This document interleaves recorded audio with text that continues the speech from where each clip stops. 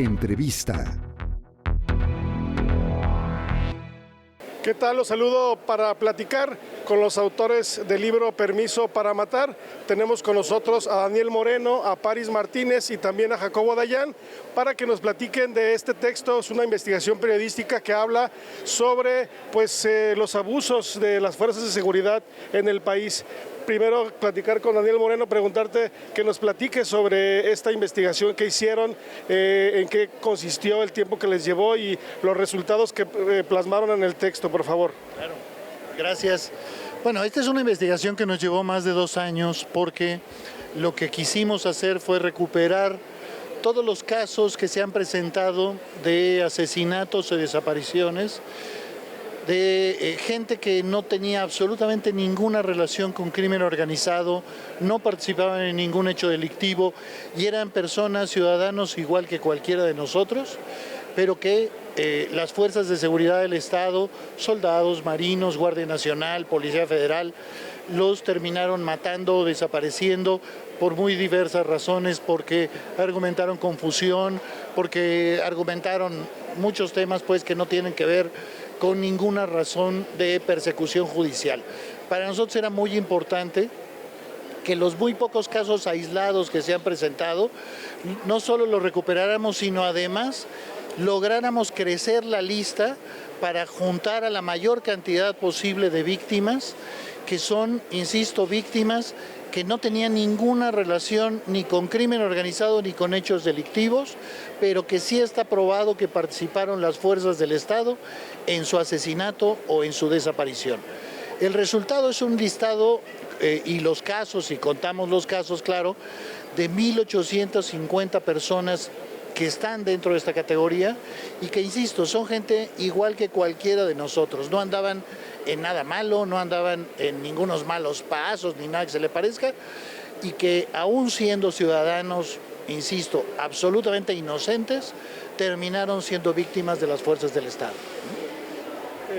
Con Paris Martínez, para que nos platiques el trabajo de reporteo que tuvieron que hacer, cómo se acercaron a las familiares de las víctimas y si fue complicado que ellos compartieran su historia, y también el tema del miedo para justamente denunciar una arbitrariedad, aunque seas la víctima, es muy complicado que tengas la apertura de compartirlo.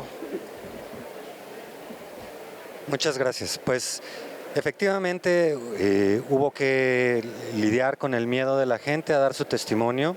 Son 1,800 casos, 1,850 casos, pero no son todos, por supuesto. No es una lista exhaustiva de las víctimas de desaparición y ejecución extrajudicial perpetradas por el Estado, sino solo aquellos casos que pudimos identificar en los que las víctimas, las familias de las víctimas, han llevado su caso a la arena pública, han denunciado públicamente, han protestado, se han manifestado.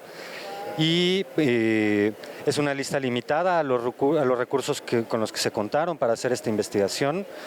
Vienen testimonios e historias de víctimas en 8 entidades del país, pero solo porque nos vimos limitados para poder abarcar mucho más. En realidad, en cualquier punto del país se pueden encontrar víctimas de este tipo de violencia. Entonces, este es un trabajo colectivo al cual se invitó a participar también a reporteros y reporteras de estas 8 entidades, y para poder integrar la lista de 1,800 casos, antes se hizo una lista de 60,000 casos de asesinato perpetrados en México, que solo fue posible juntar gracias a la intervención técnica de Data Cívica, que es una organización civil dedicada precisamente al análisis de datos con perspectiva de derechos humanos, y entonces fueron las herramientas técnicas que ellos pudieron desarrollar. Propiamente se hizo un robot de búsqueda que se lanzó a los sótanos de Internet a encontrar 60,000 historias de asesinatos y desapariciones en México, de las cuales hicimos una segunda lectura para poder identificar de esos crímenes cuáles eran crímenes atribuibles a las fuerzas del Estado mexicano. Entonces, eso fue lo que nos llevó en buena medida los 2 años de trabajo que se han invertido en esta investigación. Y preguntarte, Jacobo Dayan, el tema de esto muestra o pone en evidencia que las tareas de seguridad en manos de militares pues tienen esta consecuencia o este riesgo.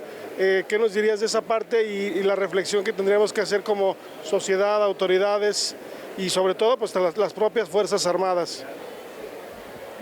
Sí, de hecho el título del libro hace un poco referencia a eso que dices, ¿no? La estrategia de seguridad que se ha seguido en México incluye, en resumen, disparen y luego averigüen. Y en los casos que también documentamos, la otra norma es la impunidad. Pero para el Ejército, para la Marina, en su momento la Policía Federal, hoy la Guardia Nacional y policías estatales, es decir, es todas las fuerzas de seguridad del Estado, donde no tienen la capacitación necesaria, no hay los controles necesarios, no se trata de casos aislados, manzanas podridas, como nos dicen, sino de un fenómeno que está generalizado en todo el territorio en los 3 sexenios que documentamos, es decir, tampoco tiene que ver con un partido político esto. Es una forma sistemática de operar donde en el momento en que se dan cuenta las fuerzas del Estado que han cometido un error o que sobrereaccionaron, lo que hacen es sembrar evidencia para presentar eso como un enfrentamiento, tratan de ocultar el caso. Cuando se hace mediático dicen que van a investigar, incluso en algunos casos detienen a personas, a militares o a policías que después no son juzgados. Entonces, ante lo que estamos, y ese es el objetivo del libro, es hacer una reflexión a fondo de la estrategia de seguridad y de la impunidad de nuestro país. Y esto no le pasa a los que andan en malos pasos, o nos puede pasar a cualquiera de nosotros. De esta impunidad, ¿cuántos casos quedaron o están impunes? Bueno, la impunidad que documenta el libro es un poco la impunidad que sabemos que existe en México. En desaparición forzada es casi el 100% y en ejecuciones, en asesinatos, es superior al 96%. Es decir, en el libro lo que pudimos corroborar es de que la estadística general del país se replica en esta investigación. Repito, en desaparición prácticamente 100%. Y en asesinatos un poco más del 96%. De nuevo con Daniel Moreno, preguntarte ¿qué esperarían también de la autoridad, de las autoridades, de las Fuerzas Armadas, también las fuerzas de seguridad, que fueran sensibles, atendieran pues las evidencias que ustedes están mostrando? Pues mira, si te soy franco, de la autoridad no esperamos nada.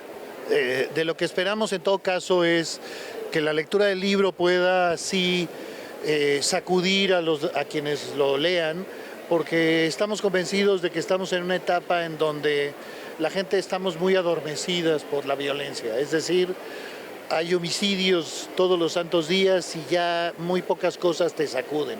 Lo que nosotros queremos es sacudir a la gente para decirle, oigan, esto le puede pasar a cualquiera, a cualquier persona. No necesitas más que estar en un lugar equivocado, más que tener un tatuaje, más que andar en la madrugada, o sea, a cualquier persona le puede pasar. Eso nos importa mucho. Y hay otra parte que nos importa también, que es que toda esta información ya se le entregó a la Corte Penal Internacional, que está desde hace tiempo analizando el caso de México, pero para nosotros es muy importante que incorpore el tema de crímenes de lesa humanidad. Estamos convencidos de que en México todos los días se cometen crímenes de lesa humanidad que terminan impunes y que son responsabilidad del gobierno. Y para finalizar con París, al platicar con las familiares, con las víctimas, que son víctimas también los familiares, de qué manera, lo que comentaba Daniel, como hemos normalizado, nos hemos acostumbrado a estos hechos de violencia, y el rescatar también los nombres, las historias, darles rostro, eso nos haría más sensibles.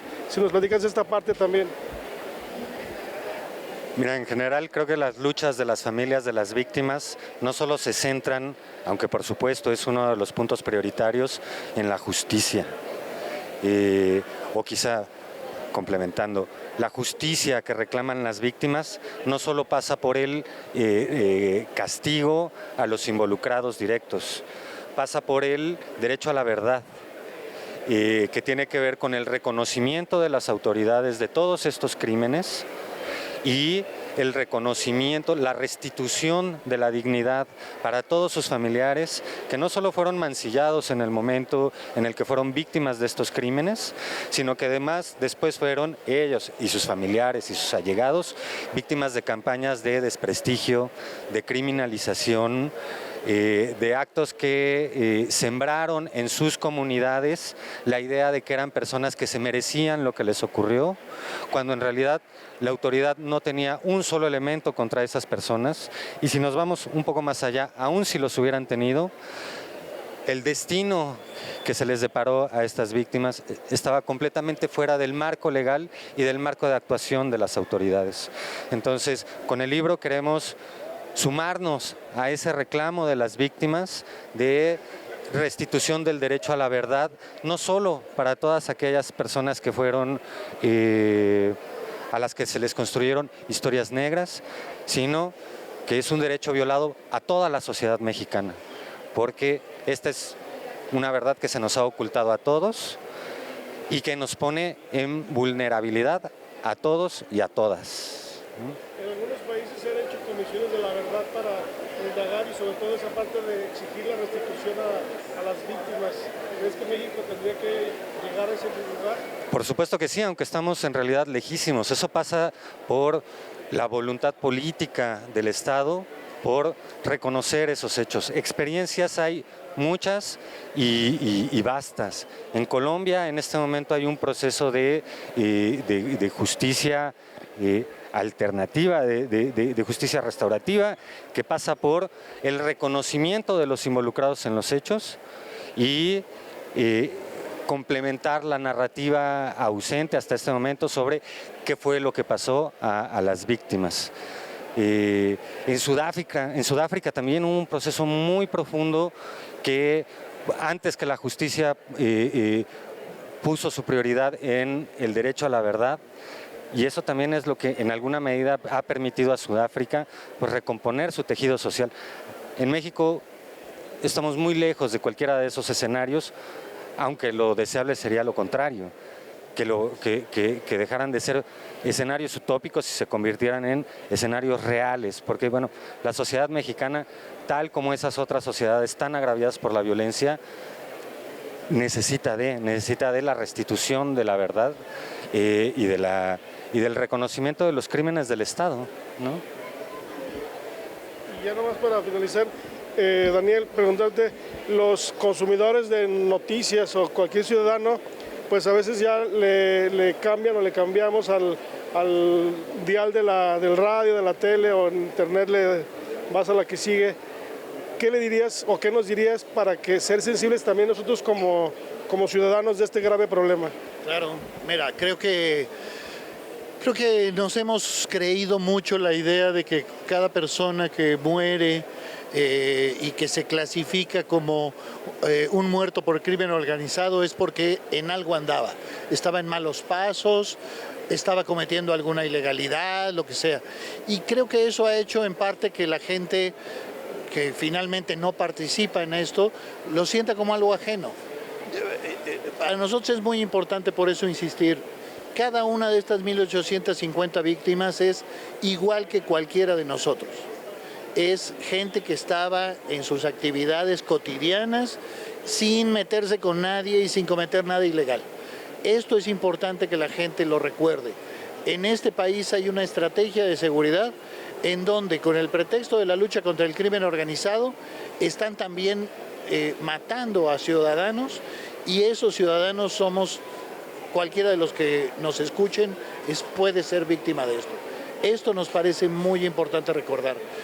Pero aún incluso hay que subrayar que una víctima, una persona muerta que presuntamente participaba en hechos delictivos, se tiene que investigar las razones de su muerte, se tiene que sancionar a los responsables si hubo un abuso de la fuerza, se tiene que revisar si realmente es ciertas las versiones que dan las autoridades, porque insisto, no sabemos bien a bien qué está pasando en este país, en donde en 18 años ha habido casi 500,000 de personas asesinadas, ¿no? Eso nos tendría que sacudir, porque de cada una de ellas hay familias, hay hijos, hay padres que están sufriendo estas muertes y que realmente merecen justicia.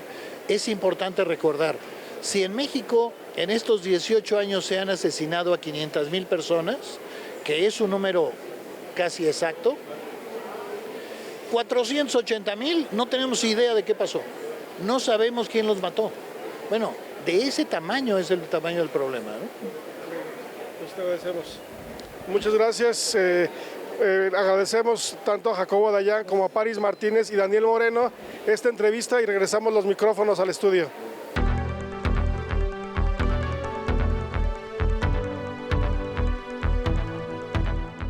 Entrevista.